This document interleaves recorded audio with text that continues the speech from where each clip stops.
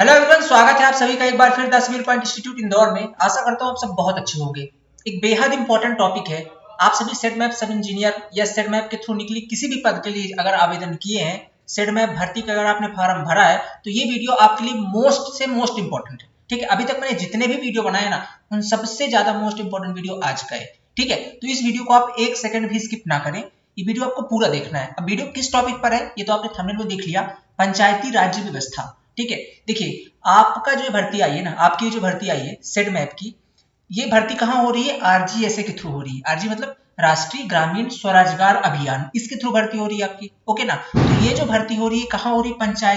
पंचायत को डेवलप करने के लिए जो आरजीएसए काम करता है ना, पंचायती राज व्यवस्था के अंतर्गत ही काम कर रहा है, उन्हीं को डेवलप करना है। तो आपसे मोस्ट इंपॉर्टेंट चांस है कि क्वेश्चन आपसे पंचायती राज व्यवस्था से पूछे ही जाएंगे, और ये बेहद इंपॉर्टेंट टॉपिक है। सो मैं इसे आज कवर करने वाला हूँ। ओके, अपने जनरल पोर्शन के अंदर। तो इससे पहले मैंने कई सारे वीडियोस ऑलरेडी बनाए हैं, आरजीएसए क्या है, सेडमैप क्या है, उस पर सारी डिटेलिंग अपन ने पहले बात कर रखी है। तो अगर आपने उन्हें नहीं देखा है, episode first second third fourth ऐसे करके है, उनको भी जाकर के चैनल पर देख सकते हो। ओके, बट आज का लेक्चर ना बेहद इंपॉर्टेंट है। ये खुद मैं बोल रहा हूँ क्योंकि अभी आप इसकी इंपॉर्टेंस समझ जाएंगे, और इतना शानदार तरीके से मैं कवर करूंगा ना, इतने शानदार लहजे में तरीके में कवर करूंगा कि आपको सारी चीजें बहुत आसानी से समझ में आ जाएंगी। अब चलिए लेक्चर को स्टार्ट करते हैं।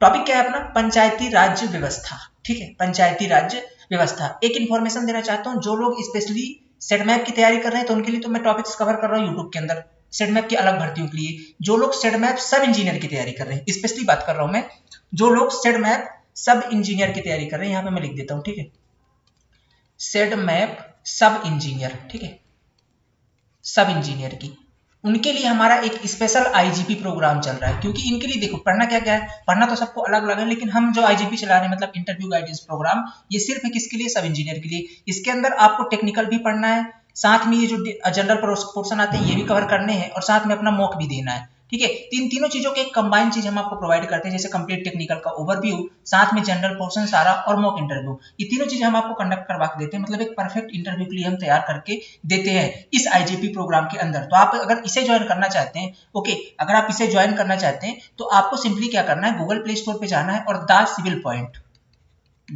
पॉइंट का एंड्रॉइड एप्लीकेशन डाउनलोड करना है, ऐप डाउनलोड करना है। वहां पर आपको आईजीपी का सेक्शन मिलेगा, वहां पर आप ज्वाइन हो सकते हैं और हमारी क्लासेस को इनरोल कर सकते हैं। और या कि जो लोग एमपी सब इंजीनियर की तैयारी कर रहे हैं, जो कि जिसके लिए हमारा टारगेट बैच चल रहा है, अगर आप उसकी तैयारी कर रहे हैं तो उसके लिए भी आपको द सिविल पॉइंट एप्लीकेशन पर जानकारी मिल जाएगी। सारे डेमो वीडियोज अवेलेबल है, देखिए, परखिए, फिर ज्वाइन कीजिए। ठीक है, तो the civil point application Google play store से डाउनलोड करिएगा।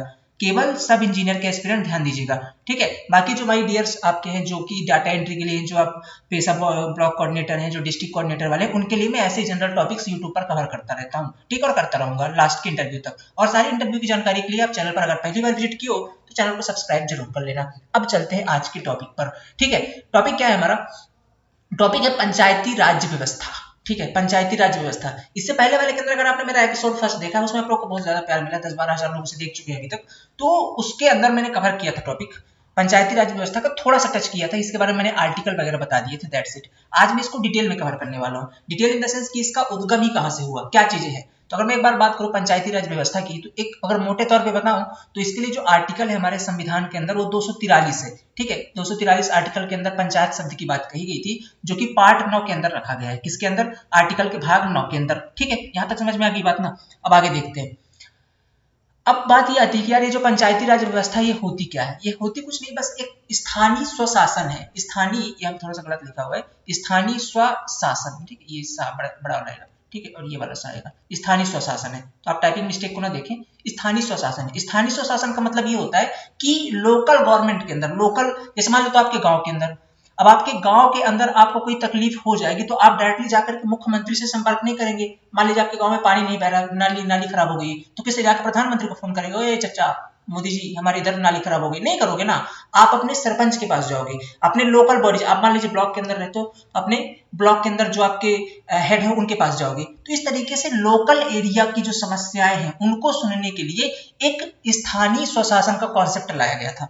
स्थानीय स्वशासन का कॉन्सेप्ट, और ये आज से चला नहीं आ रहा, ये बहुत पहले से चल रहा है। चोल वंश में सबसे पहले इसकी कल्पना की गई थी। ये चोल वंश में स्थानीय स्वशासन को रखा गया था, चोल वंश के टाइम में, समझ रहे ना? तो मतलब इतिहास में भी इसका प्रमाण मिलता है। ब्रिटिश काल में भी ऐसा नहीं, ब्रिटिश काल में भी इसके बारे में बात कही गई। जैसे ब्रिटिश काल में सबसे पहले कौन थे? ब्रिटिश काल के अंदर हमारे लॉर्ड रिपन, ठीक है, कौन था? लॉर्ड रिपन, मैं यहाँ पे लिख देता हूँ, कौन था?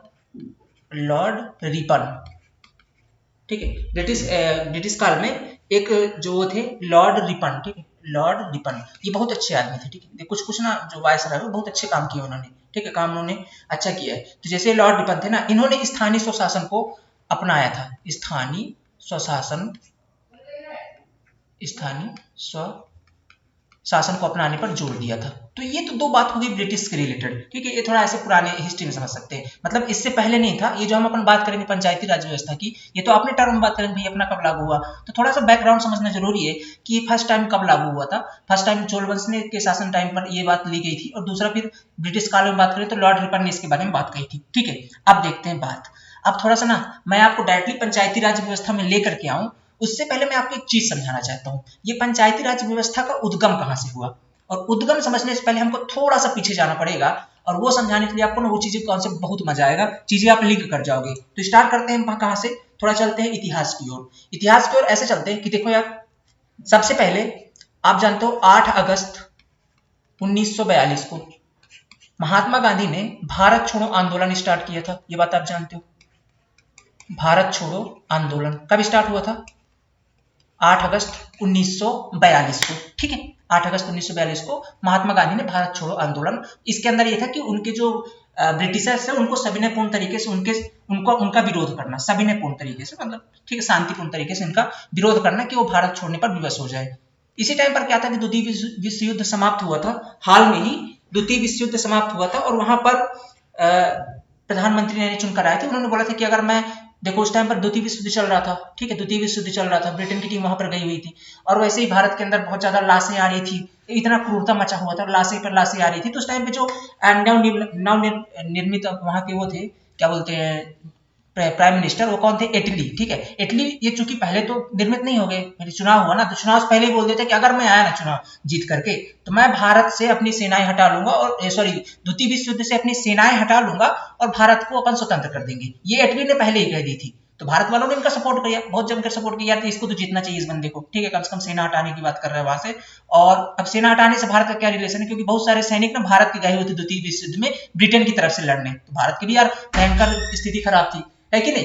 तो क्या है कि सब लोगों ने इनका सपोर्ट किया इटली को, क्या इसको जिताओ बंदे को, ठीक है, तो ये आएगा तो फिर भारत को भी स्वतंत्र करेगा और अपनी सेना भी हटा लेगा द्वितीय विश्व युद्ध से। तो वहीं पर महात्मा गांधी जब विरोध आंदोलन ये स्टार्ट किया, तो इटली यहाँ पे जीत चुका था, तो इटली ने क्या किया, एक मिशन भेजा भारत के अंदर। कौन सा मिशन से नाम जानते हैं अपन उसको? उसको बोलते हैं कैबिनेट मिशन, ठीक है। तो इटली ने क्या भेजा इसके बाद? Cabinet mission. समझिएगा, इसका सारा लिंक अप है वहीं पे, ठीक है, समझते जाइएगा, ये सारा लिंक कर दूंगा मैं, थोड़ा सा बैकग्राउंड दे रहा हूं कि चीजें उठ के कहां से आई हैं, ठीक है। तो कैबिनेट मिशन, कैबिनेट मिशन कितने तारीख को भारत पहुंचा? कैबिनेट मिशन पहुंचा 24 मार्च 1946 को, ठीक है, 24 मार्च 1946 को। इसके अंदर 3 सदस्य थे। कितने सदस्य थे? 3 सदस्य। इसको आप ट्रिक से याद कर सकते हो, काल याद कर सकते हो आप, काल, ठीक है, क्या याद कर सकते हो? काल। अब ये काल का फुल फॉर्म क्या, देखो, के से आप समझना कि क्रिप्स, ठीक है, अब के से नहीं होता, सी से होता, बट अब इसको क्रिप्स ऐसा समझना, ठीक है। एक तो क्रिप्स था, के का मतलब क्रिप्स था, ए मतलब एलेक्जेंडर, ए मतलब एलेक्जेंडर, और एल का फुल फॉर्म क्या है, ठीक है, एल का मैं देख लेता हूँ, हाँ, लेवरेंस, ठीक है, लेवरेंस। इनका नाम ऐसा रहता है कि याद ही नहीं रहता, बताओ, लेवरेंस, ठीक है। ये 3 लोग थे इसके अंदर, कितने लोग थे? 3 लोग, एक था क्रिप्स, दूसरा एलेक्जेंडर, और तीसरा आपका लेवरेंस। इन तीनों का जो हेड था ना, मतलब इस कैबिनेट मिशन का जो हेड था ये लेवरेंस था, ठीक है, ये जो लेवरेंस था इसका हेड था। ये तीनों लोग आ गए, ठीक है, इस कैबिनेट मिशन के अंतर्गत। अब इनको भारत को आजाद करना था, भारत को छोड़ना था, ओके, भारत को छोड़ना था, ओके, समझ गए ना। अब इन्होंने बोला क्या, ठीक है चलो हम भारत को आजाद कर देते हैं, और आप लोग यहाँ पे शासन कैसे करोगे? आपको सीखना पड़ेगा ना कि गवर्नेंस कैसे की जाती है। आपने तो अभी तक किया नहीं है, अभी तक तो हम लोग आपके ऊपर करते हैं, तो आपको सीखना पड़ेगा कि यहाँ पे कैसे शासन करना है देश के अंदर, ठीक है। तो एक काम करो, हम आजाद तो कर देंगे, हम आपको स्वतंत्र तो कर देंगे, लेकिन अब एक काम करो कि अभी आप ना सरकार हमारे साथ मिलकर बनो, हम आपको सिखाएंगे कि भारत में राज कैसे करना है, देश पर राज्य कैसे करना है, ये हम आपको सिखाएंगे। ये कैबिनेट मिशन ने बताया इसके अंदर, ठीक है, कि हम आपको सिखाएंगे कैसे होगा, कैसे आपको शासन करना है। तो इन्होंने क्या बोला कि ठीक हम आपको आजाद करेंगे 1948 में, पर अभी क्या था 1942 में ये चल रहा था ना भारत छोड़ो आंदोलन, इनको आजाद तो करना पड़ गया कब? 1947 में। ये लोग बोल रहे थे 1948 में आजाद करेंगे, तब तक आप सीखो हमारे साथ, ठीक है। तो पर क्या है कि इनको फिर ये दबाव के कारण 1947 में ही आजाद करना पड़ गया, ठीक है, 1947 में ही आजाद करना पड़ गया भारत को, ओके, दबाव के कारण। पर अब क्या था कि 1947 में तो आजाद हो गया, ठीक है। अब यहां से अब इन्होंने क्या बोला था कि आप पहले सीखो, ठीक है भाई, कैसे चलाना है गवर्नमेंट सही में नहीं पता था उस टाइम पे इंडिया वालों को, भाई कैसे लागू कर देश को चलाना कैसे। तो उस टाइम पर एक सरकार बनाई गई, ठीक है, उस टाइम पर क्या बनाई गई, सरकार बनाई गई। अब सरकार कैसी थी समझिएगा, 1947 में या 1946 से मान सकते हो, एक सरकार बनी जिसको बोलते हैं हम अंतरिम सरकार। क्या बोलते हैं, अंतरिम सरकार। क्या बनी उस टाइम पर, अंतरिम सरकार, या इसको बोलते हैं प्रोविजनल गवर्नमेंट। अब प्रोविजनल गवर्नमेंट का मतलब क्या, देखो जो चीज ओरिजिनल नहीं होती ना उसको बोलते हैं प्रोविजनल। आप लोग स्कूल में अभी अभी पॉलिटेक्निक किए होगे, बीटेक किए होगे, तो जैसे आप पास आउट होते हो तुरंत आपको डिग्री नहीं दे देते ना, वो 1-2 साल बाद आती है। तुरंत क्या देते हैं, प्रोविजनल, मतलब वो रिजल्ट का डुप्लीकेट है, ठीक है, प्रोविजनल सर्टिफिकेट। वैसे यहाँ पास प्रोविजनल गवर्नमेंट बनी, ठीक है, एक डुप्लीकेट गवर्नमेंट बनी। अब इस अंतरिम सरकार के जो हेड थे इन ब्रिटिश की तरफ से, ठीक है, इनके जो हेड थे ब्रिटेन की तरफ से, वो इनके वायसराय थे, उनका नाम था वोबेल। क्या नाम था, वोबेल, ठीक है, क्या नाम था, वोबेल, याद रखिएगा इसका नाम, क्या नाम था, वोबेल। और इसके अंदर भारत के बहुत सारे लोग रखे गए, जैसे मेन हेड कौन थे, जो प्राइम मिनिस्टर की पोस्ट थी वो हमारे पंडित जवाहरलाल नेहरू थे, ठीक है, जवाहरलाल नेहरू, ठीक है। अब इसमें बहुत सारी चीजें पूछी भी जा सकती है, ठीक है, बहुत इंपॉर्टेंट पॉइंट है अन्य एग्जाम्स के लिए, थोड़ी थोड़ी चीजें आप पास याद भी रखिए। क्या पढ़ रहे हो तो डिटेल में पढ़ो, मजा आएगा, ठीक है, समझिएगा चीजों को। तो उस टाइम पे जो अंतरिम सरकार बनी ना 1947 में, ठीक है, 1947 में जो ये अंतरिम सरकार बनी, ओके, तो इनके जो हेड कौन थे, ये वोबेल थे, जो कि कैबिनेट मिशन के, मतलब उनके जो वायसराय थे इंग्लैंड के, वो बन गए, ठीक है, ब्रिटिश ईस्ट इंडिया कंपनी के जो वायसराय थे वोबेल, वो इनके हेड बनी, ठीक है, इस अंतरिम सरकार के। और प्राइम मिनिस्टर कौन था उस टाइम पर, प्रधानमंत्री किसको बोलेंगे अपन, जवाहरलाल नेहरू जी, ठीक है। चुनाव नहीं हुआ था, ये जस्ट अंतरिम सरकार ऐसे ही बन गए थे लोग, ठीक है। और इनके कुछ मंत्री को आप लोग को याद रखना है, जो कि बहुत इंपॉर्टेंट है, डायरेक्टली पूछी जाती है पेपर के अंदर, जैसे। और गृह मंत्री कौन बने, ठीक है, गृह मंत्री, तो गृह मंत्री हमारे वल्लभ भाई सरकार बने, ठीक है, वल्लभ, ठीक, वल्लभ भाई पटेल, वल्लभ भाई पटेल, ठीक है, वल्लभ भाई पटेल बने। रक्षा मंत्री बलदेव सिंह थे, ठीक है, ये कुछ कुछ पॉइंट इंपॉर्टेंट याद रखिएगा। रक्षा मंत्री कौन थे, बलदेव सिंह थे, ओके, रक्षा मंत्री बलदेव सिंह थे। और और जैसे आपके ये बहुत ज्यादा पूछा जाता है, खाद्य एवं कृषि मंत्री, खाद्य एवं कृषि मंत्री, ठीक है, खाद्य एवं कृषि मंत्री ये कौन थे, तो ये थे आपके क्या बोलते हैं, खाद्य एवं कृषि मंत्री राजेंद्र प्रसाद, ठीक है, ये थे हमारे कौन, राजेंद्र प्रसाद, ठीक, राजेंद्र प्रसाद, ओके, राजेंद्र प्रसाद। और जैसे रेलवे मिनिस्टर कौन था उस टाइम पे, रेलवे मिनिस्टर थे आपके आसिफ अली, ठीक है, आसिफ अली। अब कुछ लोग बोलेंगे यार इनका क्या रिलेशन रिलेशन है, थोड़ा समझो, अभी मैं जोड़ रहा हूँ, लिंक कर रहा हूँ, ठीक है, कहाँ से लिंक अप हुआ, आखिर उद्गम कहाँ से हुआ पंचायत का, क्यों सोचा गया पंचायत के बारे में, ठीक है, वही सारी चीज जुड़ी हुई है। आसिफ अली थे, ठीक है। और जैसे आपका वित्त मंत्रालय, ठीक है, वित्त मंत्रालय कौन था, ठीक है, लियाकत अली, ठीक है, ये वित्त मंत्रालय, ये बहुत फेमस है, ठीक है, वित्त मंत्रालय, ये बाद में पाकिस्तान में चले गए थे, इसलिए इनका नाम पूछा जाता है बार बार। वित्त मंत्रालय, देखो भारत में इनका अंतरिम सरकार का क्या, वित्त मंत्रालय दिए गए, छोड़ के कहाँ चले गए, पाकिस्तान चले गए, ठीक है। तो वित्त मंत्रालय कौन थे, लियाकत अली, ये बहुत पूछा जाता है, लियाकत अली, ओके। एंड बस यही इंपॉर्टेंट है, इनको आपको याद रखना है बढ़िया तरीके से। एक था उद्योग एंड आपूर्ति मिनिस्टर, इनके बहुत नाम पूछे जाते हैं, उद्योग एवं आपूर्ति मंत्रालय, इनके कौन थे, इनके थे जॉन मथाई, कौन था, जॉन मथाई। ये इतने नाम आपको बस याद रखने, दैट्स इट, ठीक, इतने नाम याद रखने। ये अंतरिम सरकार के, अंतरिम सरकार जो बनी थी ना उनके अंदर ही मंत्रिमंडल था इनका, अंतरिम सरकार का, ठीक है, मैंने थोड़ा सा टेढ़ा लिखा बट आप समझ जाना, ठीक है, अंतरिम सरकार की ये सारा मंत्रिमंडल था, ठीक है। अब इन्होंने कहा क्या कि देखो यार आपको देश चलाना है, पहले आपको अपना संविधान बनाना पड़ेगा, बहुत सी बात है, कि इन्होंने कहा था कैबिनेट मिशन ने। और जब तक संविधान बनती है तब तक आप ये सीख लो कि संविधान जब तक बन रही तब तक ये सीख लो कि सरकार चलाना कैसे है, ये भी सही बात है। तो सरकार चलाना कैसे वो तो सीख रहे हो, अंतरिम सरकार बना दिया, इसके अंदर हेड कौन कर रहा है, इसका ये बॉबेल है ना, ये बॉबेल हेड कर रहा था और ये लोग सब अपना चला रहे थे, अंतरिम सरकार चुनी हुई नहीं थी। और उसी टाइम पर अब इनको क्या बनाना था, देश में हमारे संविधान बनाना था, ठीक है, संविधान बनाना था, क्योंकि हर देश का अलग अलग संविधान है, तभी तो आप चला पाओगे, क्या आपके नियम कानून होंगे देश के अंदर, ठीक है, तो उसके लिए संविधान बनाना था। तो संविधान सभा की पहली बैठक कब हुई, ठीक है, संविधान सभा की पहली बैठक कब हुई, भाई जानते हो संविधान सभा के अध्यक्ष तो बनाए गए थे किनको, मेन जो अध्यक्ष कौन थे, पहले जो अध्यक्ष थे, देखो संविधान सभा की पहली बैठक, ये बहुत ज्यादा इंपॉर्टेंट है यहाँ से, ठीक है, ये बहुत ज्यादा इंपॉर्टेंट टॉपिक है, इसको यहाँ पे कवर करते हैं। संविधान सभा की पहली बैठक कब हुई थी, 9 दिसंबर को, ठीक है, संविधान सभा की पहली बैठक कब हुई थी, 9 दिसंबर को, ठीक है, 9 दिसंबर को पहली बैठक हुई थी। इसके जो टेम्परेरी अध्यक्ष थे, अस्थायी अध्यक्ष कौन बने थे, ये भी बहुत पूछा जाता है पेपर में। अस्थायी अध्यक्ष, ये सब याद रखिएगा टॉपिक, ठीक है, सब इंटरव्यू के टॉपिक बनेंगे। अस्थायी अध्यक्ष कौन थे, सच्चिदानंद थे, सच्चिदानंद सिन्हा थे ना, सच्चिदानंद सिन्हा थे, सच्चिदानंद सिन्हा थे अस्थायी। 2 दिन बाद फिर से बदल करके राजेंद्र प्रसाद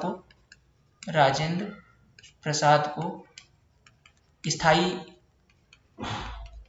स्थायी अध्यक्ष बना दिया गया था, स्थायी अध्यक्ष बना दिया गया था। ऐसे करके चल रहा है, ठीक है। तो इन्होंने काम करना शुरू किया और फाइनली फिर जो संविधान सभा थी, इनको अलग अलग फिर बाद भीमराव अम्बेडकर को उनका मुख्य अध्यक्ष बनाया गया, ठीक है। तो बाद में ये जो चलता रहा, इसके बाद इन्होंने क्या किया, 2 वर्ष, ठीक है, कितने टाइम के लिए, 2 वर्ष 11 महीने, ठीक है, 11 मंथ एंड 18 दिन, ठीक है, 2 वर्ष 11 माह 18 दिन, इतने में इन्होंने संविधान बना करके रेडी कर दिया। कितने तारीख को रेडी किया, 26 नवंबर 1949 को, ठीक है, 26 नवंबर 1949 को। देखो बैठक, पहली बैठक कब हुई थी, 9 दिसंबर को हुई थी, ठीक है, 9 दिसंबर 1946 में, ठीक है, 9 दिसंबर 1946 को पहली बैठक हुई और 26 नवंबर 1947 को, ठीक है, 26 नवंबर 1949 है, ठीक है, 26 नवंबर 1949 है, 26 नवंबर 1949 को संविधान फाइनली उसको क्या कर दिया गया, संविधान को पारित कर दिया गया, ठीक है, पारित कर दिया गया। इसके बाद अब ये अस्तित्व में कब आया, पारित तो ठीक 1949 में हो गया था, अस्तित्व में कब आया था, ये अस्तित्व में आया था 26 जनवरी 1950 को। अमल लागू मतलब इस दिन हुआ, पारित कब हो गया था, 1949 में बन के तैयार हो गया था, लागू कब किया गया, अस्तित्व में कब आया, 26 जनवरी 1950 को, ठीक है। तो इसी दौरान ये चीजें चल रही थी और उधर साइड अंतरिम सरकार चल रही थी, ठीक है। बातें आपको समझ में आ गई होगी, लिंक कर पा रहे होगी चीजों को आप। इसके बाद देखिएगा फाइनली इतने होने के बाद चुनाव कब हुए, ठीक है, देश में चुनाव हुए तो 1951 में, कब हुआ था, 1951-52 में चुनाव हुए, ठीक है, 1951 से 1952 के बीच में। बोले यार 2 साल कैसे चुनाव हो गए, देखो पहले चुनाव कैसे होता था, पहले चुनाव होता था वॉलेट पेपर से, ठीक है, मतलब ऐसे ठप्पा लगा के, आपने देखो ना अपने गाँवों में चुनाव देखा होगा, कागज रहते हैं, सबके चिन्ह बने रहते हैं, कमल, हाथ, ऐसे साइकिल, है ना, गांव में तो बड़े भयंकर चिन्ह है ना, टंगिया, वसूला, ऐसे करके रहते हैं। तो उनके सामने ऐसे आपको ठप्पा लगाना रहता है और वहां पर मोड़ के से कागज डाल दिए डब्बे में, ठीक है, बॉक्स में, और फिर उनको वोट को गिना जाता था। तो ऐसे पहले देश में होता था, तो बहुत टाइम लगता था चुनाव के में। अभी तो क्या है, सब ईवीएम आ चुका है, बटन दबाओ ऐसा वाला हाल है, ठीक है, पर पहले ऐसा नहीं था, इसलिए चुनाव 6 महीने चलते थे। तो ऐसे ही 51 से चुनाव शुरू हुआ और 52 तक आपका चुनाव चलता रहा, ठीक है। 52 में फाइनली जो प्रधानमंत्री चुन करके कौन आए, जवाहरलाल नेहरू, ठीक है, जवाहरलाल नेहरू। अब इन्होंने अपना शासनकाल शुरू किया, ठीक है, जवाहरलाल नेहरू। अब यहां से आप इनको थोड़ा सा ध्यान में समझिएगा, ये जितनी चीजें मैंने आपको समझाई ना अभी, ये जस्ट एक बैकग्राउंड इन्फॉर्मेशन थी कि चीजें निकल के कहां से आई हैं और लिंकअप किस तरीके से हुआ है। अब यहां से आएगा अपना टॉपिक, ये भी इंपॉर्टेंट चीज है, यहां से भी क्वेश्चन बनेंगे, ऐसी बात नहीं है। तो 1951-52 में पंडित जवाहरलाल नेहरू की सरकार आ गई। इसके बाद हुआ क्या कि इन्होंने एक समिति बनाई। किन्होंने बनाई समिति, पंडित जवाहरलाल नेहरू ने। क्या समिति बनाई, देखते हैं यहाँ पर, ठीक है। हाँ, 1952 के अंदर सामुदायिक विकास कार्यक्रम, क्या, सामुदायिक विकास कार्यक्रम नाम से एक समिति बनाई थी इन्होंने, एक कार्यक्रम चलाया था जिसके अंदर ये लोगों की अलग अलग क्षेत्रों से आने वाली उनकी समस्याओं को सुनते थे, ठीक है, अलग अलग क्षेत्रों में देश के अंदर क्या समस्या है वो सुनते थे। इसका बहुत अच्छा रिस्पांस रहा देश के अंदर, तो इन्होंने 1953 में इसका नाम बदलकर राष्ट्रीय विस्तार सेवा रख दिया। क्या रख दिया, राष्ट्रीय विस्तार सेवा रख दिया 1953 के अंदर, ठीक है, यहाँ तक कहानी सही थी। अब ये राष्ट्रीय जो विस्तार सेवा है, ध्यान से समझते जाइए, एक एक पॉइंट इंपॉर्टेंट है। 1952 में सामुदायिक विकास कार्यक्रम का नाम बदल करके 1953 के अंदर राष्ट्रीय विस्तार सेवा रख दिया गया। ये लोकल गांव पंचायतों के अंदर जो लोग निकल कर आते थे उनकी समस्याएं सुनते थे कि इस क्षेत्र में ये समस्या है, उस क्षेत्र में वो समस्या है, ठीक है, उस तरीके की चीजें होती थी यहाँ तक। लेकिन अब उनको लगा क्या, ऐसा तो इतना बड़ा देश है, सब तक की समस्या हम कैसे बैठ के सुनते रहेंगे, है कि नहीं भाई, इतना बड़ा देश है हमारा, सब तक की समस्या तक हम पहुंच नहीं पाएंगे। तो क्या किया गया कि 1953 के अंदर, ठीक है, 1953 के अंदर, ठीक है, 1953 या 1952 में बना था, 1953 के अंदर जो ये जवाहरलाल नेहरू थे, इन्होंने एक कमेटी बनाई। क्या बनाई, एक कमेटी बनाई। कमेटी क्या थी, बलवंत राय मेहता कमेटी, ठीक है, क्या बनाई, बलवंत राय मेहता कमेटी। कब बनी थी ये, सॉरी, हाँ, 1957 के अंदर बनाई, ठीक, 1953 तक ये था, ये चलता रहा इसी तरीके से। इन्होंने 1957 में एक कमेटी बनाई, बलवंत राय मेहता कमेटी, इसको BRM भी बोलते हैं, ठीक है, शॉर्ट में, बलवंत राय मेहता कमेटी। यहीं से निकल कर आया था पंचायत टर्म, ठीक है। तो देखो समझो यहाँ से, 1952 में तो सामुदायिक विकास कार्यक्रम चला, ठीक है, 1952 में। 1953 के अंदर इसी का नाम बदलकर राष्ट्रीय विस्तार सेवा रखा गया। फिर ये 57 तक चलता रहा और 57 में पंडित जवाहरलाल नेहरू को लगा कि यार देश इतना बड़ा, कैसे लोगों की समस्याओं तक पहुंचा जाए, समझ नहीं पा रहे, तो वहां पर बलवंत राय मेहता कमेटी बनाई गई इनके द्वारा। ये बहुत फेमस अर्थशास्त्री थे बलवंत राय, उन्हीं की इनकी समिति में और सारे लोग थे और इन्होंने कमेटी बनाई और इनसे पूछा गया कि आप अपने तरीके से पूरे देश में घूमो, रिसर्च करो और हमको बताओ कि हम लोगों को इनकी समस्याओं को किस तरीके से सॉल्व कर सकते हैं, अपने तरीके से आप इसका सोल्यूशन बताओ। ठीक है, तो अभी इन्होंने क्या हुआ, ये 2 साल तक अपना रिसर्च करते रहे। 2 साल के बाद, ठीक है, 2 साल के बाद मतलब कब, 1959 में, कब, 1959 के अंदर, 1959 के अंदर इन्होंने अपनी रिपोर्ट दी। क्या दी? अपनी रिपोर्ट नेहरू जी को सौंपी। ठीक, अपनी रिपोर्ट इन्होंने 1959 के अंदर सौंपी और इन्होंने अपनी जो रिपोर्ट के अंदर क्या बताया, ठीक है, इन्होंने अपनी रिपोर्ट के अंदर त्रिस्तरीय पंचायत की बात कही।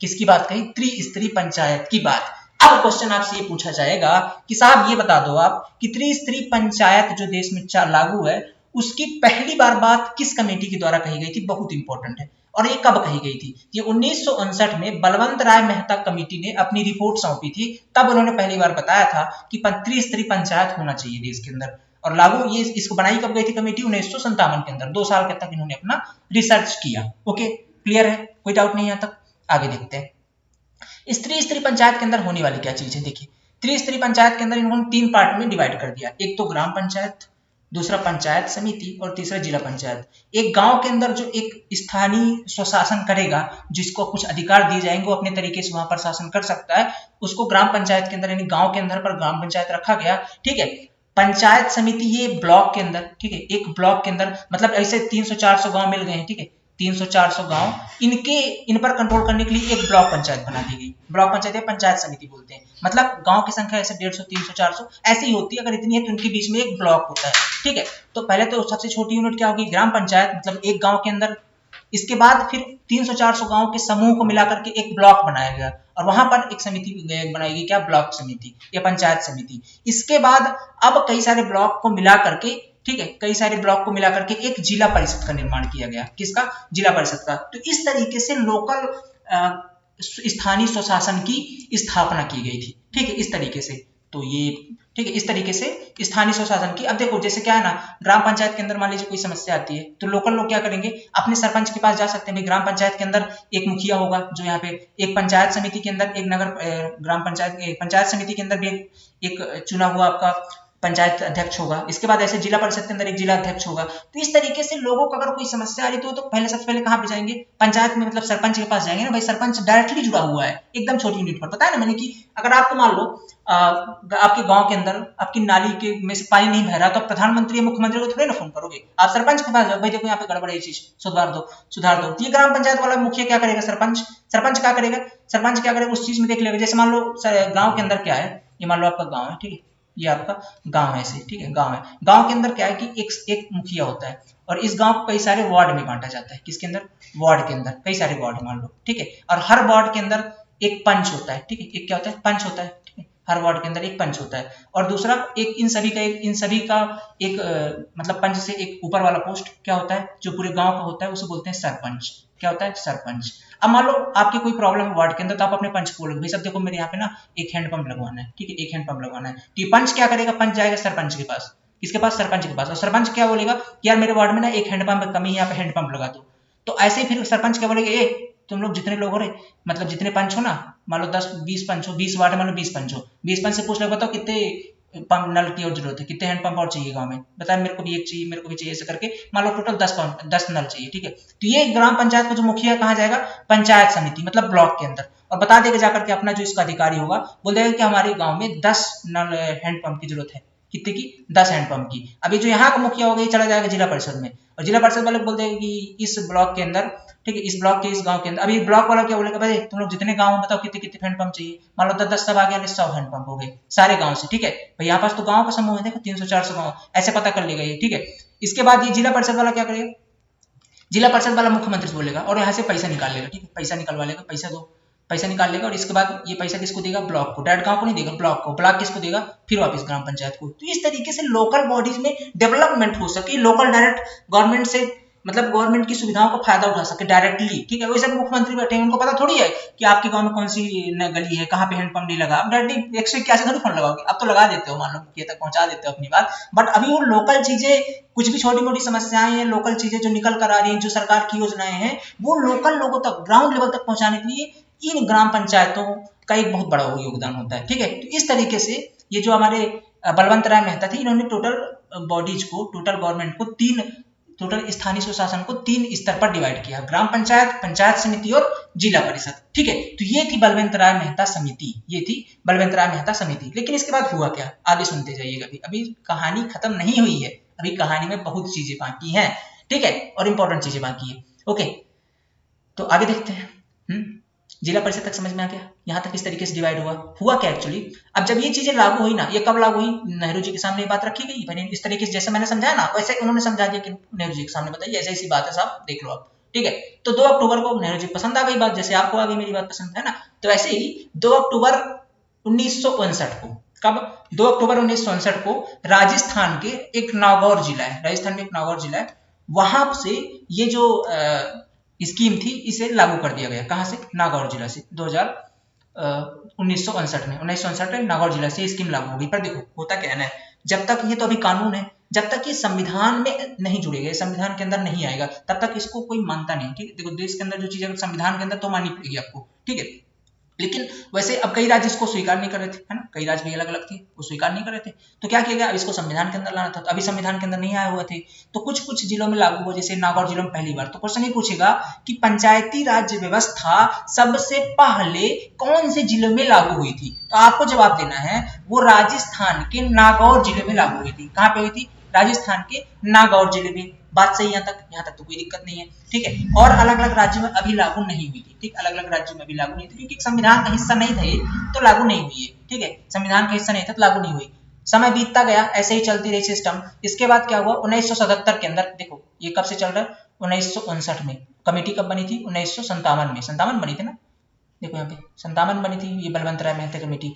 1957 से सफर बढ़ता बढ़ता पहुंच गया 1977 और सरकार बन चुकी थी मोरारजी देसाई की, ठीक है, भारतीय जनता पार्टी की सरकार। दूसरी पार्टी कांग्रेस जा चुकी थी और जनता पार्टी की सरकार आ चुकी थी, ठीक है। अब इन्होंने क्या कहा कि देखो यार साहब बहुत सही है, 20 सालों से वही सुविधा चली आ रही है, मतलब ये त्रिस्तरीय पंचायत की जो सुविधा है, मतलब जो चल रही है सिस्टम, ये 20 सालों से चला आ रहा है। अब 20 साल से जो सिस्टम अपना रहे हो, अभी एक बात बताओ, आप आज से 20 साल पहले वाला मोबाइल लेके आइएगा और उससे फोटो खींचिएगा, फोटो नहीं आएगा, है कि नहीं भाई। 20 साल में इतनी टेक्नोलॉजी डेवलप, 2000 में कौन सा मोबाइल आता जिसमें फोटो आता था, आता भी रहा होगा तो कैसे आता रहा होगा, है कि नहीं। तो 20 साल में चीजें बहुत ज्यादा बदल जाती है। 20 साल में कहीं शादी के कैमरे कैसे रहते थे, इतना बड़ा लेके घूमा करते थे, अभी देखो छोटा सा मोबाइल के अंदर खट से कर लेते हैं क्लिक। तो 20 साल में टेक्नोलॉजी कितनी डेवलप हो गई है। तो ये उन्होंने बोला कि यार जरूरी थोड़ी कि अपन जो समिति ने 20 साल पहले बताया था उसी को अभी भी अपनाएं, थोड़ी इसमें सुधार की जरूरत है। तो इन्होंने अपने तरीके से अशोक मेहता कमेटी बना दी। क्या बनाई, अशोक मेहता समिति बनाई, और उन्होंने कहा कि आप अपने तरीके से एक रिसर्च करो और आप बताओ क्या करना चाहिए। तो इन्होंने भी अपने तरीके से रिसर्च किया और इन्होंने 2 स्तरीय, क्या लिखा, 2 मतलब 2, ठीक, 2 स्तरीय पंचायत की सुविधा बताई। क्या क्या, इन्होंने ग्राम पंचायत का सिस्टम हटा दिया, मंडल और जिला परिषद, गांव का ये सिस्टम हटा दिया, ठीक है, सही है, इनके हिसाब से ठीक था, गांव के हिसाब से ठीक था। अब देखो था क्या कि यार ये जो मंडल है, मंडल मतलब ब्लॉक समझ सकते हो इसको, ठीक है, ब्लॉक, और ये जिला मतलब गांव वाला सिस्टम हटा दिया, ठीक है, ये गांव वाला सिस्टम हटा दिया गया।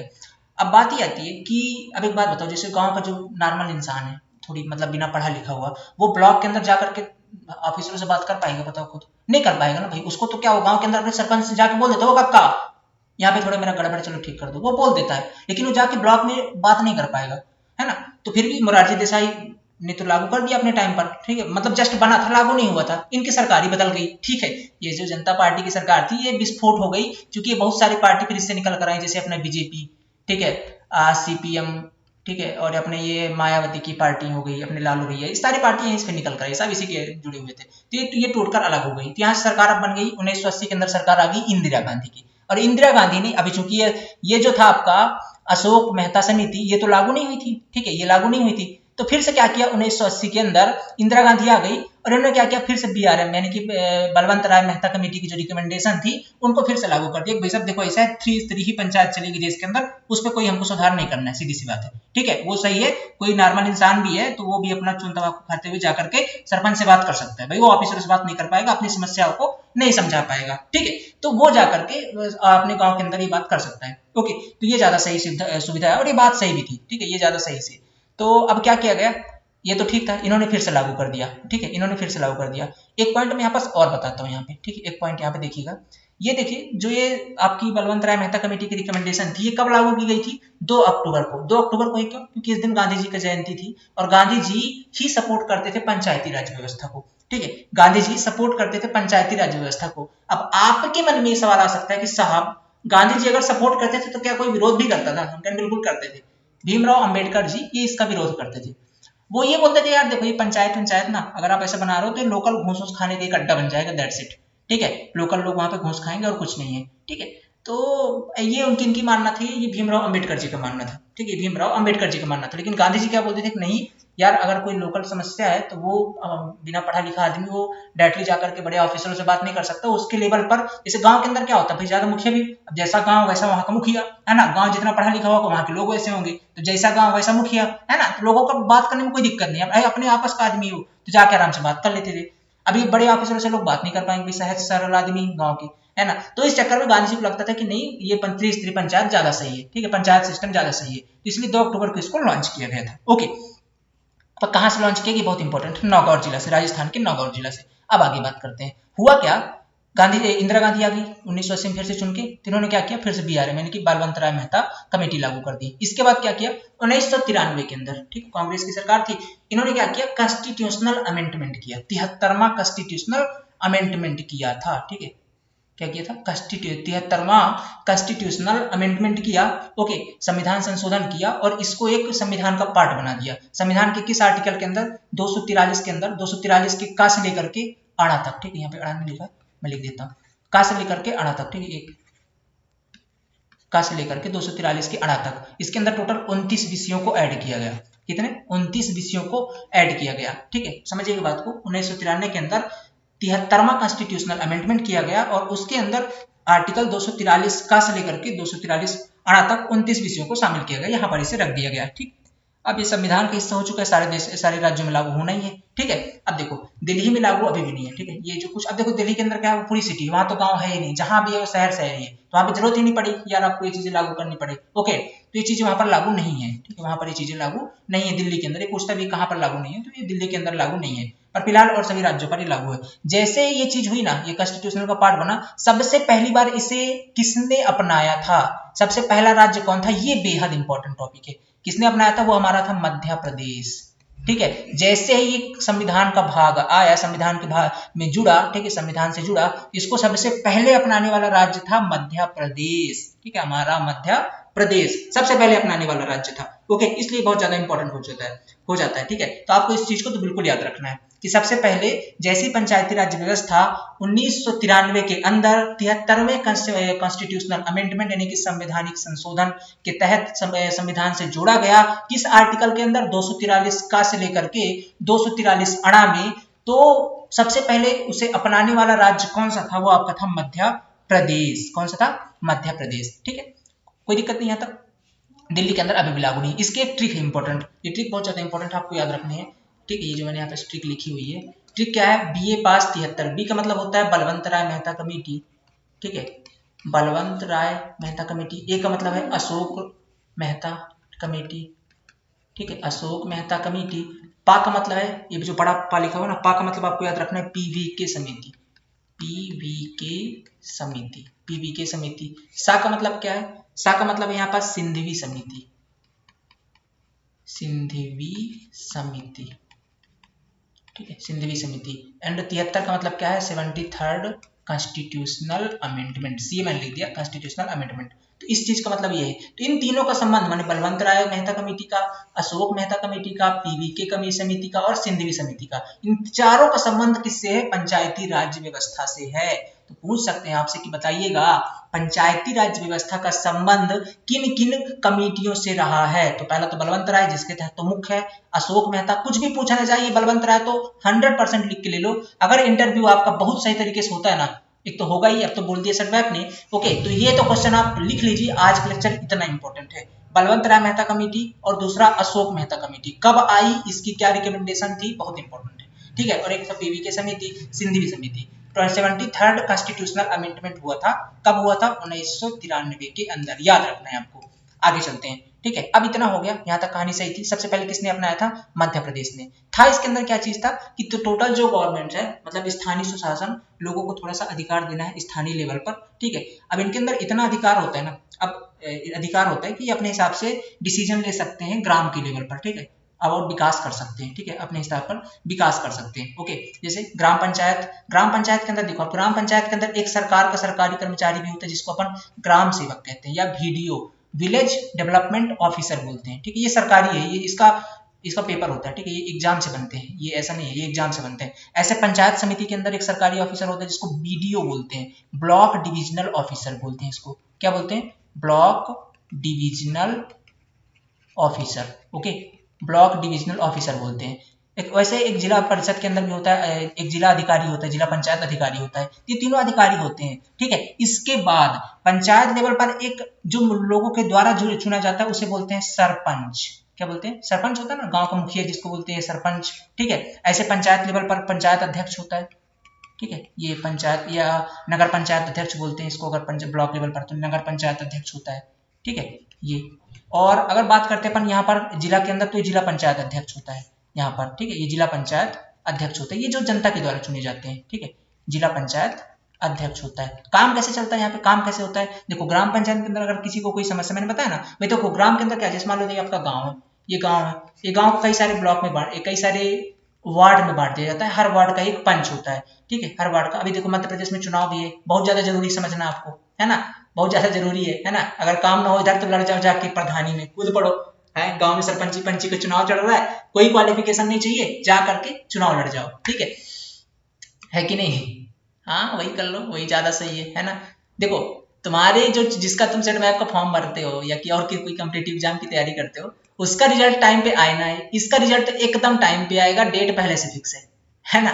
डेट हर चीज की पहले से फिक्स है, तय है कितने तारीख को अगर आप जीतते हो तो बन ही जाओगे सरपंच पंच, जो भी बनोगे बन जाओगे, ठीक है। इसकी तारीख फिक्स है, एक बार यहाँ भी किस्मत आजमा लेना अपने अपने गाँव में, ठीक है। और क्या लगता है 500 400 500 रुपये फॉर्म भरने का लगता है इसका, ठीक है। जितना आप ये देते हो ना यहाँ पे अपने कोई फॉर्म भरने का सरकारी वैकेंसी के लिए, उतने पैसे यहाँ भी लगता है, ठीक है। एक बार जाके भर के आओ। अरे कुछ ना हो, आपके गाँव घर के लोग तो वोट देंगे ना आपको, है इतना काबिल तो आपको समझते हैं ना, घर में देंगे वोट आपको, ठीक है। और पंची में है क्या चीज, 50-60 वोट होते हैं, 2-4-5 वोट से तो हार जीत होती है कि नहीं। इतना व्यवहार बनाए हो कि दोस्तों से वोट ले लेना, जीत जाओगे, पंच बन जाओगे, ठीक है। और पंच में भी समय पैसा मिलता है, 2-3 हजार रुपये पेमेंट आती है, ठीक है। ऐसी बात नहीं तो यहाँ भी किस्मत आजमा सकते हो। हाँ लड़ो लड़ो बिल्कुल, जब तक पढ़े लिखे लोग आओगे नहीं पंचायत सरपंची में, कैसे काम चलेगा। खैर चलिए अपने टॉपिक पे आते हैं। तो यहाँ पे देखो ऐसे वार्ड होते हैं। अब वार्ड के अंदर अगर कोई दिक्कत, जैसे मान लो यहाँ पे मेरा घर है, ठीक है, यहाँ पे मैं रहता हूँ, यहाँ पे मैं रहता हूँ, और यहाँ पे मेरे को कोई दिक्कत है, यहाँ से मान लो नाली निकल रही है, ठीक है, यहाँ से नाली निकल रही है, नाली में पानी सही तरीके से नहीं जा रहा, जाम हो रहा, गंदगी मच रही, नाली टूट गई है,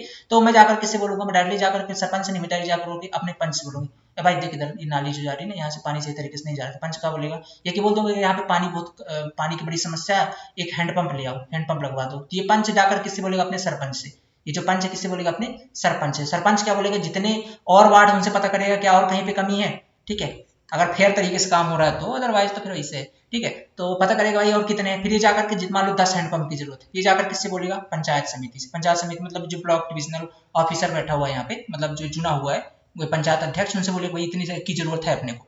तो ये क्या करेगा, ये जो आपका पंचायत समिति है, ये जाकर के जिला परिषद को ट्रांसफर करेगी, भाई इतने का पैसा दो, ये इस ब्लॉक के अंदर इतने की जरूरत है, ठीक है, इतने की जरूरत है, ओके, इतना पैसा आप यहाँ से पास कर दो। तो अब ये क्या पैसा, अब चूंकि यहाँ तक पहुंचते मान लो 100 हैंडपंप है, 100 में से खाते खाते ये लोग मान लो 10 हैंडपंप की गांव में जरूरत थी ना, तो मान लो दो हैंडपंप पास होगा, सब पैसे खा जाते हैं लोग रास्ते में ना, जिला पंचायत एकदम। देखो यार सरकारी विभाग ऐसा है ना, कोई भी सरकारी विभाग हो, घूस हर जगह चलता है सरकारी विभाग में, ठीक है, घूस हर जगह चलता है। तो ऐसे ही यहाँ से लोग खाते खाते खाते खाते यहाँ तक कितना तक पहुंचाएंगे, 10 की रिक्वायरमेंट थी, 2 हैंडपंप पहुंचेगा जनता तक, 2 हैंडपंप, उसमें फिर ये सरपंच भी खाएगा कुछ, तो जाकर के अच्छे तरीके से, अब ये सरपंच तो मटेरियल भी खा लेता है, तो इसमें बच करके एक ठो हैंडपंप लगेगा, ठीक है। तो ये रियलिटी, बट हमको तो समझना है सिस्टम क्या है। तो ये है क्या आपका, ये क्या है, ये आपका क्या है, पंचायती सिस्टम। कहा था ना भीमराव अम्बेडकर ने कि बिल्कुल घूस का अड्डा बन ही चुका है, ठीक है। बहुत सारा चलता है यहाँ पे, बट क्या कि जरूरी भी है, ऐसे नहीं कि ये भी गलत था, पूरी तरह से जरूरी भी था। ओके, तो ये है आपका पंचायती सिस्टम। आई थिंक आप चीजें समझ चुके होगे, सारी रिकमेंडेशन आप समझ चुके होगे, ठीक है। कोई दिक्कत अभी आता कभी बताओ, कोई दिक्कत नहीं ना, बिल्कुल जरूरी बाबू, याद रखना इन चीजों को। और ये इन्हीं पंचायतों के अंदर, अब समझते हैं अपने टॉपिक के अंदर आते हैं। ये जो ग्राम पंचायत है ना, ये ग्राम पंचायत हो गया आपका, ये आपका वीडियो यानी कि क्या है आपका पंचायत समिति, ठीक है। ब्लॉक डिविजनल ऑफिसर, ये ब्लॉक ब्लॉक लेवल पर बोल सकते हैं। और ये आपका जिला परिषद, आपकी जो भर्ती होने वाली है ना इस पंचायत समिति के अंतर्गत, ब्लॉक के अंतर्गत होने वाली है। ये जो ब्लॉक है, ये पंचायत समिति, ये जो सब इंजीनियर वाले जा रहे हो ना, डाटा एंट्री वाले जा रहे हो, ठीक है, तो इनके अंदर आप जा रहे हो, इनके अंदर, जैसे मध्य प्रदेश के अंदर 313 ब्लॉक है, तो आपका ये 313 सब इंजीनियर की पद निकली है। एक ब्लॉक के अंदर 2 डाटा एंट्री की पद निकली है, तो यहाँ आपकी भर्ती हो रही है। अब यहाँ आप काम क्या करोगे, देखो आपकी ब्लॉक के अंदर जो 100-200 ग्राम पंचायतें हैं ना, ये वाली, ये जो 100-200 ग्राम पंचायतें हैं, इन ग्राम पंचायतों के अंदर अब काम क्या है, आरजीएसए का। आरजीएसए का समझना पड़ेगा, आरजीएसए क्या है, आरजीएसए का चलो नीचे समझाता हूँ, आरजीएसए नीचे समझाता हूँ। आरजीएसए, आरजीएसए का फुल फॉर्म क्या होता है, पूछ लेगा, बताइएगा। आरजीएसए का जो फुल फॉर्म है राष्ट्रीय, ठीक है, इसका आर का मतलब राष्ट्रीय, जी का मतलब ग्रामीण, एस का मतलब स्वरोजगार, स्वरोजगार नहीं स्वराज, और ए का मतलब अभियान। राष्ट्रीय, ठीक है, राष्ट्रीय ग्रामीण स्वराज, ठीक है, थोड़ा सा मैंने उल्टा लिख दिया, ठीक है, मैं इसको सही तरीके से लिख देता हूँ। आर का मतलब राष्ट्रीय, जी मतलब ग्रामीण, एस मतलब स्वराज, ए मतलब अभियान, ठीक है। ये आरजीएसए का फुल फॉर्म है। कब लागू हुआ था, 2018 के अंदर। कब एंड होगा, 2022 के अंदर। इन 4 सालों के अंदर करना क्या था इसे, इस अभियान के अंतर्गत ये कहा गया कि यार जो हमारी पंचायतें हैं ना, ये हमारी पंचायतों के अंदर तीनों चीजें आएंगी। ये नहीं कि पंचायत का मतलब ग्राम पंचायत, पंचायत के अंदर ग्राम पंचायत भी है, पंचायत समिति भी है और जिला पंचायत भी है। इन तीनों के अंदर डेवलपमेंट का कार्य करना है। अब डेवलपमेंट का मतलब क्या होता है, इनको पानी की अच्छी सुविधा हो जाए, इनको अच्छी तरह की सड़कें मिल जाए, अच्छी बिल्डिंग्स, ये लोग घर अपना अच्छा बन जाए, इनको इनकी जो मूलभूत आवश्यकताएं हैं, मूलभूत आवश्यकता एक तरीके से कह सकते हैं कि जो एक विकसित राष्ट्र के लिए एक शहर या गांव में होने चाहिए। अब विकसित राष्ट्र की दर्जा कैसे मिलता है, वो मिलता है सस्टेनेबल डेवलपमेंट गोल्स, एसडीजीएस बोलते हैं। इनकी संख्या होती है 17, जो भी देश इसको अचीव कर लेता है वो विकसित राष्ट्र में माना जाता है, ठीक है। तो भारत को इनको अचीव करना है 2030 तक। कब तक, 2030 तक। तो ये कब अचीव होंगे, जब हमारे ये गांव जो है ना, ये जो हमारे गांव, इनके अंदर ये चीजें अचीव होंगी। तो ये बोला जा रहा है कि ये जो समिति है, ये जा करके लोगों को शिक्षित करे, लोगों को सुविधाएं प्रदान करे। अब जैसे आप सब इंजीनियर, तो आप क्या करो, यहाँ पे कंस्ट्रक्शन काम चल रहा है तो उसको तेजी से करवाओ, सही तरीके से यहाँ पर डेवलपमेंट का कार्य करो, उसकी देखरेख करो। तो ये मिशन चल रहा है, तो यहाँ पर बहुत तेज तरीके से इन सब चीजों का किया। जैसे इस समय हर घर में पानी पहुंचाया जा रहा है, बड़े बड़े टैंक बना, ओवरहेड वाटर टैंक बनाए जा रहे हैं गांव के अंदर, रोड्स का निर्माण चल रहा है, ऐसे करके बहुत सारे प्रोजेक्ट चल रहे हैं। तो उन्हीं के अंदर आपकी भर्ती की जा रही है, आप जाओ और इन पे काम करवाओ, ठीक है। आपकी किसकी, सब इंजीनियर की। मैं इंजीनियरिंग फील्ड में इनको अच्छे से बता सकता हूँ। सब इंजीनियर का काम ये है यहाँ पास कि आप इस पंचायत समिति में जाओगे और आप जाकर के ये जो ग्राम पंचायतें हैं ना आपकी ब्लॉक के अंदर, मान लो कितने ग्राम पंचायत आती है, मान लो 150, 200, 300 जितनी ग्राम पंचायतें आएंगी, उनके अंदर जो काम चल रहा है उस पूरे फील्ड वर्क में आपको जाना है और देखना है कि क्या काम चल रहा है, वहां पे क्या करना है, किस तरीके से उनका डाटा एंट्री करना है, सही तरीके से काम चेकअप काम करवाना है, ये सारा काम आपको करना है, ठीक है। इसीलिए मैं बोलता हूँ कि लीडर की पोस्ट और आपका इंटरव्यू अच्छे तरीके से होगा, समझ रहे हो ना। तो अगर सिलेक्शन होता है तो बाबू पोस्ट बहुत बढ़िया है, ठीक है, समझिए बात को। बट अब ये है कि होगा सिलेक्शन कैसे, इंटरव्यू से। इंटरव्यू की तैयारी झाकड़ करनी पड़ेगी, है ना। तो अगर चाहते हो सिलेक्शन हो जाए तो ये फिर आईजीपी प्रोग्राम हमारा चल रहा है, अभी भी ज्वाइन कर सकते हो आप, ओके। तो अब देखो, तो ये लोग जैसे ना, तो पंचायत के अंदर आपका काम ये है, पंचायत के अंदर आपका काम ये है कि आपको इन ग्राम पंचायत के अंदर चलने वाले काम को सही तरीके से करवाना है। तो आपको टेक्निकल नॉलेज बहुत ज्यादा इंपॉर्टेंट है और यही पूछी भी जाएगी, और साथ में इन चीजों की जानकारी भी, ओके। जो लोग डाटा एंट्री वाले वो ग्राम पंचायत से जो लोग आते हैं ना ब्लॉक के अंदर, ये जो डाटा आता है कि यहाँ कितना काम हो गया, क्या लोगों की डिमांड है, उनके बारे में डाटा फिलिंग वगैरह का कार्य है, ठीक है। तो ये सब चीजें पंचायत समिति के अंदर आपकी रिक्रूटमेंट होगी। अब जो लोग बोलते हैं डिस्ट्रिक्ट कोऑर्डिनेटर क्या है, इनके अंदर देखो, अब डिस्ट्रिक्ट कोऑर्डिनेटर के अंदर 3 चीजें आएगी। जिला परिषद है ना, डिस्ट्रिक्ट के अंदर आप मतलब आपका रिक्रूटमेंट यहाँ होगा। आपके अंदर क्या है, एक तो पूरी पंचायत समिति है, जितनी पंचायत समिति होंगी, जितने ब्लॉक्स आएंगे अपने जिले में, आपके जिले में, और फिर उस ब्लॉक्स के अंदर जितनी ग्राम पंचायत है, तो इतना जितना काम है, मतलब एक तो ग्राम पंचायत का काम आया ब्लॉक के अंदर, और ब्लॉक से काम उठकर कहाँ आ गया, जिला पंचायत के अंदर। तो ये सारा मैनेज करना है आपको। तो आपका इंटरव्यू और धाकड़ होने वाला है, आप तैयारी और जाइएगा कमर कस के, ठीक है। तो ये करना है आपको जिला पंचायत के अंदर, ये जिला परिषद के अंदर, ठीक है। ये आपको करना है। अब वो लोग भैया बार बार पूछते हैं ड्यूटी कितने दिन की, कितने दिन थी, तो बाबू समझो ना आप, ये जो मिशन चल रहा है ना, ये एसडीओ क्या है, ये एसडीजी सस्टेनेबल डेवलपमेंट गोल को हासिल करना है। अब ये मिशन तो 2022 तक था, अभी 2022 तक अगर हासिल हो जाता है जो सरकार चाहती तो आपको 2022 में टाटा बाय बाय बोल देंगे, नहीं होता है तो टेन्योर बढ़ गया, तो जब तक नहीं होगा तब तक चलता रहेगा। अब ऐसे कोई मैं भविष्य वक्ता थोड़ी मैं बता दूं आपको कि कब तक नहीं होगा, है कि नहीं, तो वो चलता रहेगा। पोस्ट बहुत अच्छी है, पर ये है कि क्लियर नहीं है कब तक है, ठीक है, बाकी पोस्ट बहुत अच्छी है, अस्थायी, बस इसी चीज का थोड़ा सा दुख है। ओके, बाकी सब कुछ सही है। अब ये क्या क्या इसके अंदर आते हैं वो आप पढ़ सकते हो, इससे पहले वाले वीडियो में मैंने बताया था कि जीरो पॉवर्टी, इसके अंदर ये चीज है कि एक अंत्योदय योजना भी चलाई जा रही है, इसी के अंदर ये चीज है कि लोगों को शिक्षित करना, उनको रोजगार के अवसर प्रदान करना, उनके अंदर क्या रिसोर्सेस हैं उनके गांव में, उनके बारे में उनको जागरूक करना ताकि वो लोग आगे आए और गरीबी से बाहर उठ सके, उनका जीवन स्तर सुधारने का काम है इस आरजीएसए मिशन के तहत। और इसी के तहत एक अंत्योदय योजना चलाई जाती है। अंत्योदय योजना का काम यह है कि 1 करोड़ लोगों को गरीबी रेखा से ऊपर लाना है। किससे लाना है? गरीबी रेखा से ऊपर लाना है, गरीबी रेखा से ऊपर लेकर के आना है। तो ये भी प्रोजेक्ट चल रहा है आरजीएसए के थ्रू। तो जब तक ये सारे प्रोजेक्ट पूरे नहीं हो जाते ये आरजी मिशन चलता रहेगा, लेकिन इसकी टेन्योर डेट 31 अप्रैल 2022 है, 31 अप्रैल 2022 है। तो इतने तक अगर हो जाता है सारी चीजें, जब पॉसिबल तो है नहीं कि 3 महीने के बच्चा 3 महीने के लिए इतनी बड़ी रिक्रूटमेंट तो करेंगे नहीं, मतलब साल 2 साल प्रोजेक्ट अभी कोविड के दौरान काम नहीं चला है तो आगे बढ़ जाएगा। तो अभी मान लीजिए कि अभी 2-3 साल तो रहने वाला है काम आपका, तो इतने के लिए आप रिक्रूट हो रहे, बढ़िया पोस्ट है, जॉब 1 नंबर की है, बट ये इंटरव्यू अब थाकड़ होने वाला है, उसकी तैयारी पे लग जाइएगा। ओके, तो ये चीजें हो गई, इसलिए आपका ये आरजीएसए के तहत पंचायतों के अंदर इस तरीके से आप काम करने वाले हो। ओके, अब आपकी चीज समझ में आ गई कि नहीं आई मुझे बता दो, इस तरीके से समझ में आया कि नहीं आया?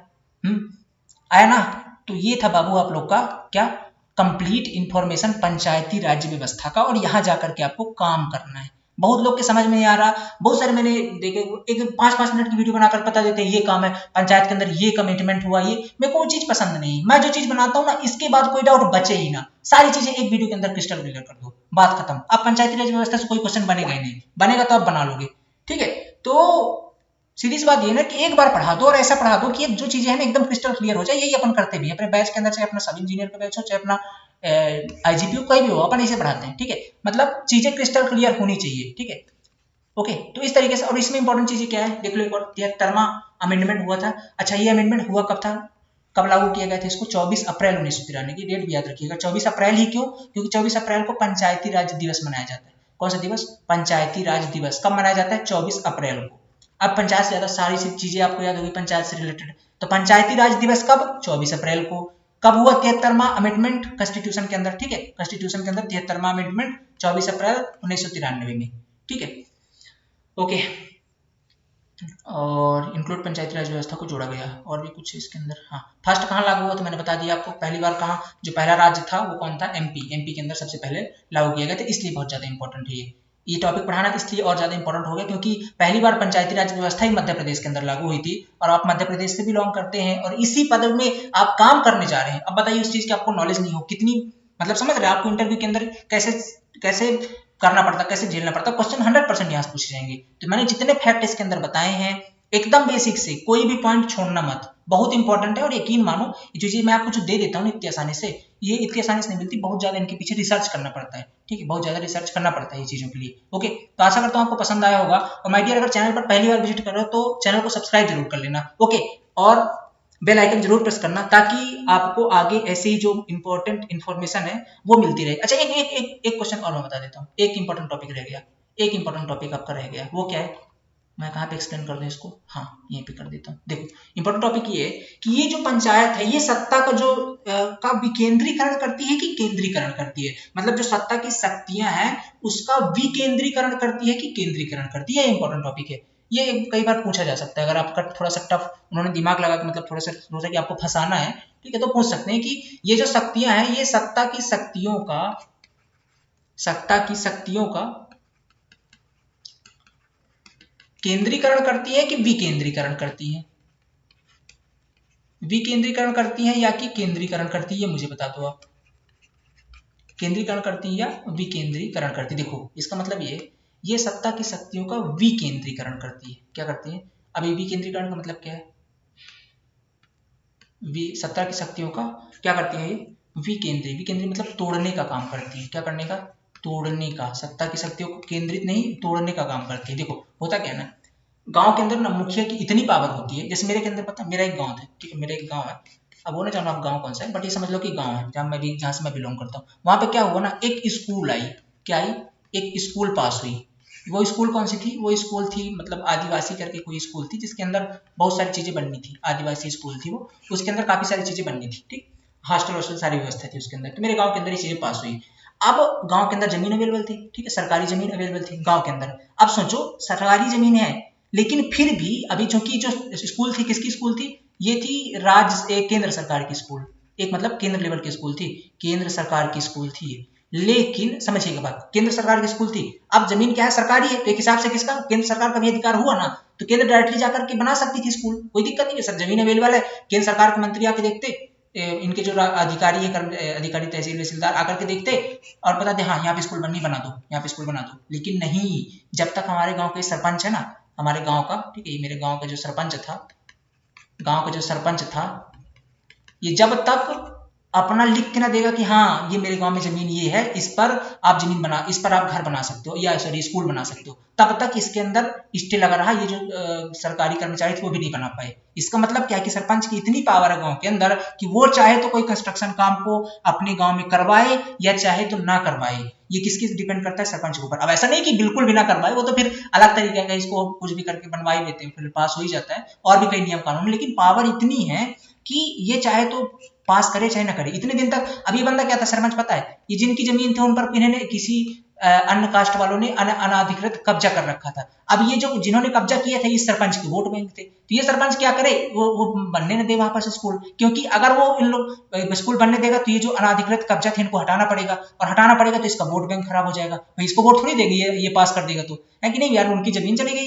भाई उन्होंने कब्जा किया, लेकिन वो तो मानते हैं कि हमारी जमीन है, तो उनका बोर्ड बन चला जाएगा। ये पास ही ना दे, ये दस्तखत ही ना दे, अपना बोल के लिख के ना दे कि भाई यहाँ पे बना सकते हो, है ना। फिर लोगों ने इसके ऊपर दबाव बनाया। तो समझ रहे हो ना, मैं समझाना ये चाहता हूँ कि इसके पास इतनी पावर है कि ये अपने लेवल पर रोक सकता है। ये गांव के अंदर जितनी चीजें उस पर इसका इसका अधिकार चलता है, ठीक है। तो ये क्या है, सत्ता के एक प्रकार विकेंद्रीकरण हो गया ना भाई। शक्ति सत्ता के हाथ में अब नहीं रही, अब किसके? लोकल बॉडीज के हाथ में आ चुकी है, सरपंच के हाथ में। ऐसे ही ब्लॉक के अंदर होता है, ऐसे ही आपके जिला के अंदर होता है, तो इस तरीके से। लेकिन ऐसा भी नहीं मतलब बिल्कुल भी सत्ता लग जाएगी तो एक तरफ से न छोड़ेगा, वो बात अलग है, फिर हो ही जाता है ना। बाद में फिर पास भी हो, भी स्कूल बनना शुरू भी हो गया, वो बात अलग है। लेकिन मुद्दा ये है ना कि जब तक सरपंच के हाथ में आप शक्तियां देख रहे हो, सरपंच के हाथ में शक्तियां ऐसी होती है, तो ये क्या है, सत्ता की शक्ति। अगर शक्ति होती तो डायरेक्टली जाकर जमीन देखता और बनवा देता स्कूल, यहाँ पे नहीं बनवाया ना, क्यों? क्योंकि हाथ में किसके? सरपंच के है, क्योंकि ये सरपंच के क्षेत्र के अंदर आता है, ठीक है। ये होती है सत्ता का विकेंद्रीकरण। तो ये सत्ता की शक्तियों का विकेंद्रीकरण करने का काम करता है, ठीक है, ये पंचायती राज व्यवस्था, ठीक है। समझ में आ गई ना बात? अब कोई डाउट नहीं बचेगा आपको, तो ये भी क्वेश्चन अगर आपसे पूछेंगे तो बता सकती है। तो ऐसे ही अपन एक्सप्लेन करने वाले बाबू लोग, आपको आई थिंक समझ में आ गई होंगी चीजें। और आज का लेक्चर यहीं पे अब समाप्त करते हैं। ओके, आपको वीडियो कैसा लगा आप मुझे कमेंट बॉक्स में जरूर बताइएगा। और अगर आप एक सब इंजीनियर के एस्पिरेंट हैं तो आप हमारा आईजीपी प्रोग्राम अवश्य ज्वाइन करें। इसके अंदर हम आपको इतना तैयार कर देंगे कि आप जाकर के फोड़ सकते हो इंटरव्यू में। इसके अंदर पता है ना, आपको पहले तो टेक्निकल पोर्शन पढ़ाना है हम लोग को, और साथ में आपका नॉन टेक पोर्शन पढ़ाना है, और टेक नॉन टेक के साथ आपका मॉक भी लेंगे। मतलब इंटरव्यू की कैसी पर्सनालिटी, क्या कैसा रहना, वो सारी चीजें भी हम इसके अंदर करवाने वाले हैं। उससे पहले मैंने एक बता भी दिया वीडियो के अंदर, वो चीजें में अपन इसके अंदर करवाने वाले। तो बहुत इंपॉर्टेंट चीजें हो जाएंगी, तीनों चीजें आपसे एकदम फ्रेश हो जाओगे, ठीक है। नॉन टेक पोर्शन ऐसे जो टॉपिक्स होते हैं जहां से क्वेश्चन बन सकते हैं, वो चीजें अपन कवर करेंगे। टेक्निकल पोर्शन हमारे और फैकल्टीज आपका कवर कर देंगे, ओवरव्यू एक तरह से सिविल इंजीनियरिंग का, और मॉक इंटरव्यू आपको कंडक्ट करवाएंगे, ठीक है। तो ये चीजें हम अपन कवर करने वाले हैं। तो माय डियर, अगर आप हो तो आप क्या करेंगे, द सिविल पॉइंट एप्लीकेशन है, उसे आप गूगल प्ले स्टोर से इंस्टॉल कर सकते हैं, और या कि आप इस नंबर पे कॉल या व्हाट्सअप कर सकते हैं 9179417400, ठीक है, 9179417400। ओके, तो इस नंबर पर कॉल या व्हाट्सएप करके भी जान सकते हैं। इसकी पीडीएफ जो लोग ऑलरेडी आईजीपी के अंदर है उसकी उनमें मिल जाएगी 10 सिविल पॉइंट एप्लीकेशन के अंदर। जो लोग नहीं है वो भी अगर पीडीएफ चाहते हैं तो एप्लीकेशन को डाउनलोड कर लें वहां से, सब इंजीनियर के स्पेंट ओनली, ठीक है। प्लीज आप अगर डाटा एंट्री के हैं या किसी और डिपार्टमेंट तो आप पढ़ना चाहें, आपको अगर पीडीएफ चाहिए तो हम अपने टेलीग्राम पे डाल देंगे। टेलीग्राम का लिंक व्हाट्सएप इस वीडियो के नीचे आप उसे ज्वाइन कर सकते हैं, वहां पर हम इसे अपलोड कर देंगे। ओके, आशा करता हूँ आपको वीडियो बहुत अच्छा लगा होगा। चैनल पर पहली बार विजिट किया हो माय डियर तो सब्सक्राइब कर लेना। ओके, और आपको वीडियो लगा कैसा ये आप मुझे बताना, आपका कमेंट ही मेरा मोटिवेशन है। हाँ, आपका ये प्यार ही मुझे अच्छा लगता है, अंदर से मोटिवेट करता है इतनी रिसर्च करने के लिए और आपके लिए वीडियो बनाने के लिए, ठीक है। तो ऐसे में आपके लिए वैल्यूएबल कमेंट लाता रहूंगा, वैल्यूएबल कंटेंट लाता रहूंगा। आपको अगर अच्छा लगा तो एक बार मुझे कमेंट बॉक्स में जरूर बताएं, वीडियो को लाइक करके चैनल को सब्सक्राइब जरूर करें। चलिए मिलते हैं नेक्स्ट लेक्चर के अंदर। Thank you so much, have a nice day.